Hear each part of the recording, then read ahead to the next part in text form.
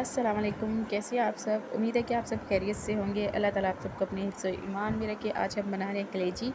कलेजी जो मुर्गे की कलेजी होती है वो बहुत मज़े की बनती है। आपने कभी ट्राई नहीं की होगी क्योंकि ये लोग बहुत कम खाते हैं। इसे अगर आप गर्म पानी में एक दफ़ा वॉश कर लेंगे तो ये बहुत अच्छी बनती है। इसके अंदर से जो जरासीम होते हैं बिल्कुल ख़त्म हो जाते हैं। तो ये ट्राई करके भी आप ज़रूर देखिएगा, आपको बहुत पसंद आएगी। अब हम शुरू करते हैं अपनी कलेजी की रेसिपी।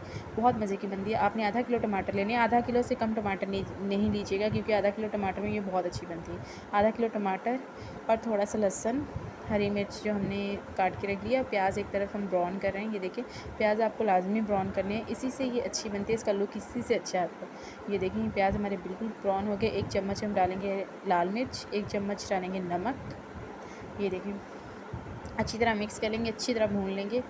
तो हम हल्की आंच पे 7 या 8 मिनट आप इससे बिल्कुल हल्की आंच पे भूनेंगे। फिर आप थोड़ा सा इसमें पानी डालेंगे, मतलब 7 या 8 चम्मच, इससे ज़्यादा आप मत डालिएगा इसमें पानी। ये देखें फिर आप इसमें डाल देंगे टमाटर जो आपने काट के रखी है आधा किलो, हरी मिर्च और टमाटर दोनों साथ में ही डाल दीजिएगा। ये देखिए फिर ये भी आपको हल्की आंच पे भूनना है। हल्की आंच पे जितना हल्की आंच पे आप सालन बनाओगे, खाना बनाओगे, जो भी चीज़ बनाओगे बहुत अच्छी बनती है हल्की आंच पे। फिर आधा चम्मच काली मिर्च, 1 चम्मच हल्दी, ये देखिए 1 चम्मच कोरमा मसाला। फिर ये भी आप हल्की आंच पे भूनेंगे, इसमें भी आप पानी इतना ज़्यादा ऐड नहीं करेंगे। ये देखिए बहुत अच्छी बनेगी, बहुत अच्छा लुक आता है। आप लहसुन का पेस्ट ज़रूर डालिएगा, हमने लहसुन को पीस के रख लिया था। ये हम हल्की आंच पे बना रहे हैं बिल्कुल। ये हमारे टमाटर बिल्कुल गल रहे हैं, ये देखें बिल्कुल। और हम इसमें डाल देंगे अब कलेजी जो हमने गर्म पानी में वॉश करके रखी।